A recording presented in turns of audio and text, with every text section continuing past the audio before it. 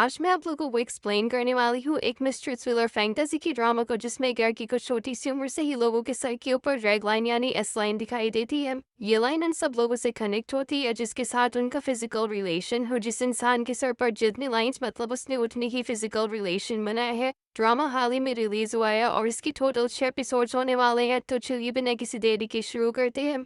कहानी की शुरुआत में हम अपनी ड्रामा की मेन लीड को उसके घर पर देखते हैं जिसका नाम हियोन होता है। उसने अपने घर को अच्छे से कवर किया हुआ था और उसकी हालत देखकर लग रहा था जैसे वो न जाने कब से अपने घर से बाहर ही नहीं गई। हियोन अपनी रूम की थोड़ी सी विंडो खोलकर बाहर एक लड़की को देखती है जिसका नाम सियोने होता है। सियोने के अंकल उसे कार में बिठाकर स्कूल ड्रॉप करने के लिए कह रहे थे लेकिन सियोने कार में बैठने के लिए इनकार कर देती है। या हियोन सियोने के सर पर एक एस लाइन देखती है जबकि कार में बैठे उसके अंकल के सर पर बहुत सारी एस लाइन थी। मतलब उन्होंने बहुत सारे फिजिकल रिलेशन बनाए थे। तभी हियोन की नजर सामने वाली बिल्डिंग की एक विंडो पर पड़ती है। विंडो पर बैठी एक लड़की जिसका नाम ईवॉन था वो हियोन को देखकर मुस्कुराने लगती है।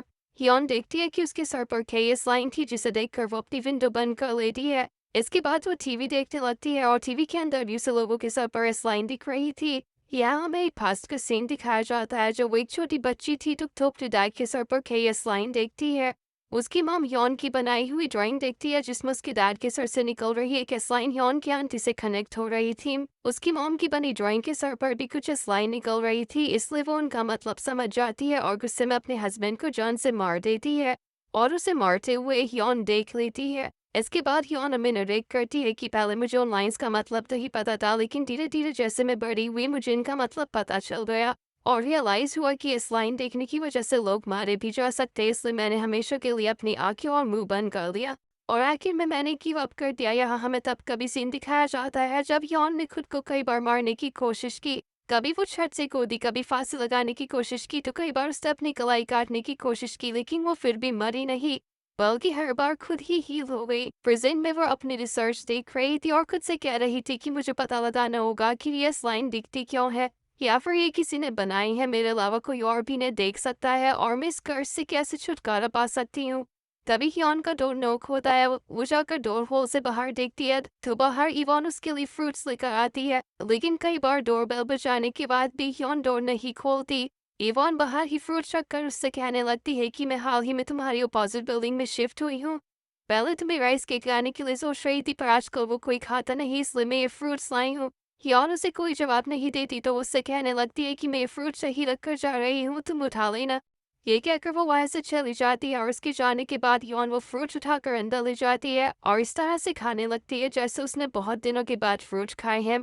अगले सीन में हम सियोनी के अंकल को देखते हैं जिनका नाम जियूक होता है। वो एक कॉप है और इस ड्रामा के एक मेन कैरेक्टर भी। वो पुलिस स्टेशन के अंदर जाते हैं जहाँ वो अपनी कॉलीग्स के साथ इधर उधर की बातें करने लगते हैं और बाद में अपनी एक कॉलीग के साथ रोमांस करने लगते हैं।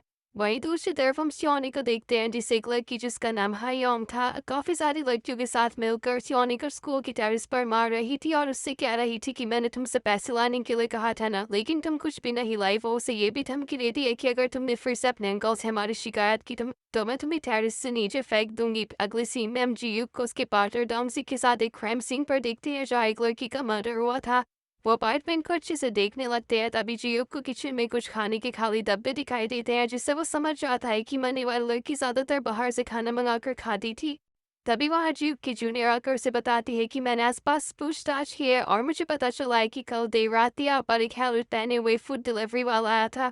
आगे सीन में जियोक और डॉनसिक बैठे हुए इसी केस पर बात कर रहे थे जहाँ डॉनसिक जियोक को बता रहा था कि विक्टिम के साथ सेक्सुअल असॉल्ट नहीं हुआ।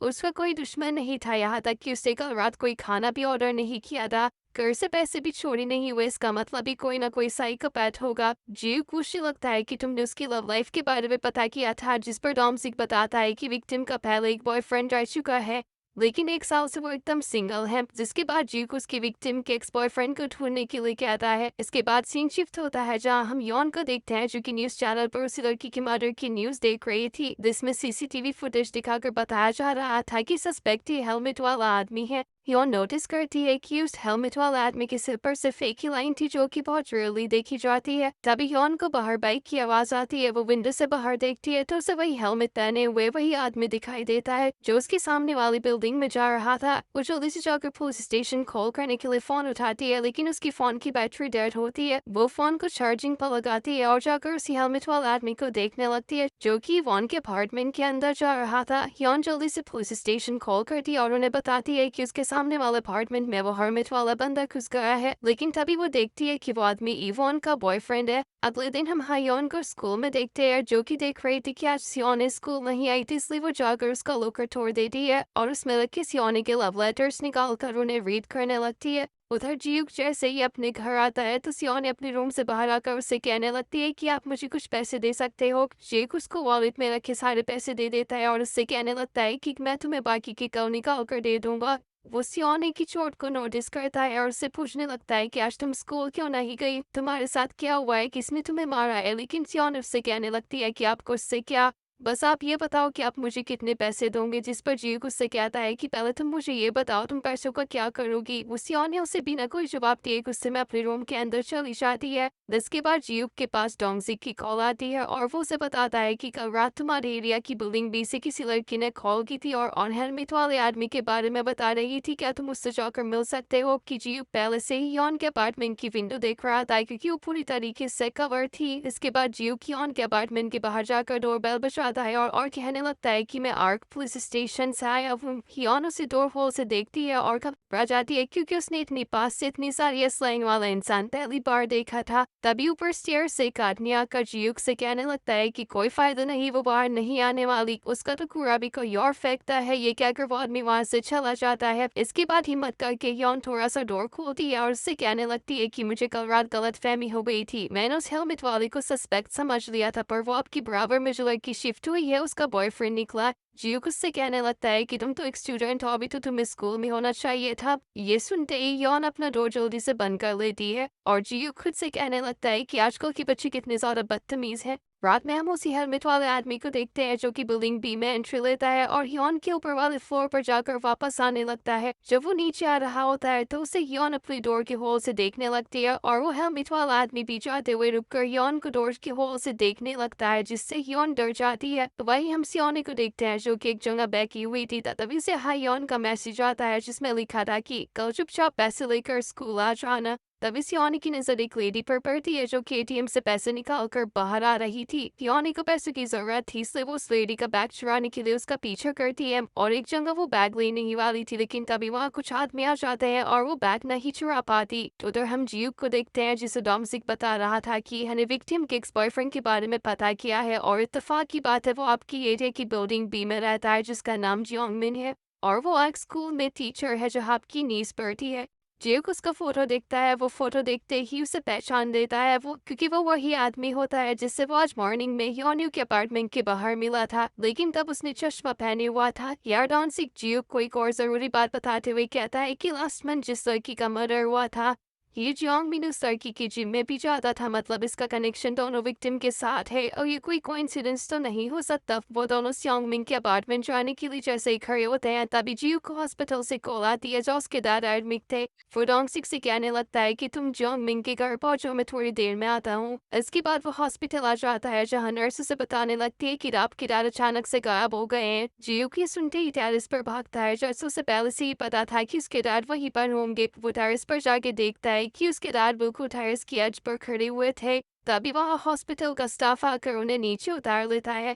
वही डोंगजिक जियोंगमिन के अपार्टमेंट पहुंचता है। जैसे ही वो वहाँ पहुंचता है तो देखता है कि वहाँ हर तरफ अंधेरा था। वो टॉर्च ऑन करता है और एक रूम के अंदर आ जाता है जो कि पूरे का पूरा रेड था। वहाँ काफी सारी रस्सियां भी पड़ी हुई थी। वो जियूक को कॉल करता है और उससे कहने लगता है कि मुझे यहाँ पर कुछ गड़बड़ लग रही है। जियूक उससे कहने लगता है कि मैं रास्ते में ही हूँ और जल्दी से पहुंच रहा हूँ। तभी हम देखते हैं कि जियोंगमिन उसी रूम में छिपा हुआ था और वो अचानक से डोंगजिक के सर पर लोहे की रोड से हमला कर देता है और फोन अचानक से कट हो जाता है। जियूक डोंगजिक को कॉल बैक करता है पर वो फोन नहीं उठाता, जिससे वो समझ जाता है कि उसके साथ कुछ हुआ है। जियोंगमिन डोंगजिक को बेहोश करके बांध देता है और खुद हेलमेट पहनकर और अपना चश्मा लगाकर मीटर में देखकर कहने लगता है कि बस एक और बाकी है। कहकर वो नीचे आ जाता है। विंडो से उसे हियोन देख लेती है और वो देखती है कि उसकी इस लाइन इवॉन से कनेक्ट है और वो उसी के अपार्टमेंट जा रहा है। वो फिर से पुलिस स्टेशन कॉल करती है लेकिन उसकी फ़ोन की बैटरी फिर से डेड थी, इसलिए वो जल्दी से अपने किचन से चाकू उठाती है और बिल्डिंग से बाहर आ जाती है।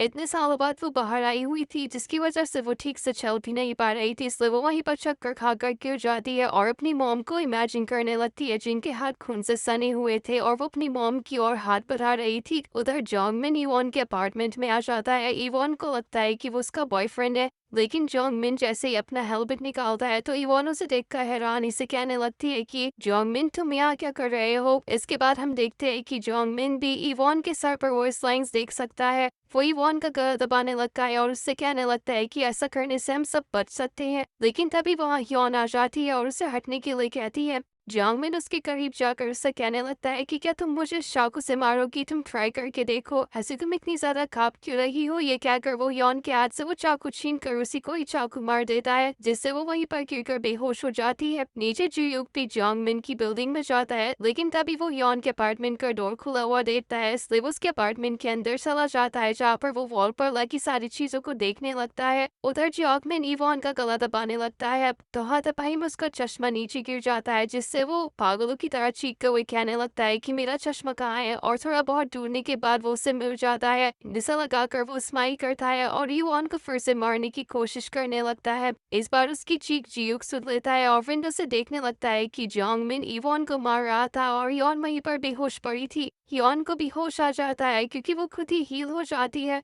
वो जोंगमिन के पैर में चाकू मार देती है। जोंगमिन चिल्लाता है और ह्योन को चाकू मारने वाला होता है, लेकिन तभी जियोक उसे ह्योन की विंडो से ही शूट कर देता है, जिससे वो जमीन पर गिर जाता है। जैसे जैसे उसकी आंखें बंद हो रही थी तो वो खुद से कह रहा था कि ये लाइन गायब हो रही है। इसके बाद वहाँ पर पुलिस और एम्बुलेंस भी आ जाती है। यहाँ ह्योन बैठी हुई थी, तभी जियोक उसे उसके सनग्लासेस देता है जो कि बेहोश होते हुए बिल्डिंग के बाहर ही गिर गए थे। जोंगमिन की डेड बॉडी को देखकर ह्योन खुद से कह रही होती है कि क्या ये भी ये स्लाइम देख सकता था, लेकिन कैसे। यहाँ वो याद करती है कि जब जोंगमिन का चश्मा नीचे गिरा था तो वो उसे पागलों की तरह ढूंढ रहा था, इससे वो खुद से कह दिलाती है कि क्या वो उस चश्मे की वजह से स्लाइम देख पा रहा था। ऐसी बात जब सब लोग वहाँ से चले जाते हैं तो जियूक ह्योन से पूछता है कि क्या तुम श्योर हो तुम्हें हॉस्पिटल नहीं जाना। ह्योन उसे इनकार कर देती है और उससे पूछने लगती है कि जो अभी आदमी मरा था वो कौन था। जियूक उसे कहने लगता है कि मैं ये तुम्हें बाद में बता दूंगा। तभी वहाँ ह्योन आ जाती है और वो ह्योन को देखकर कहने लगती है कि आधी रात में सनग्लासेस कौन पहनता है।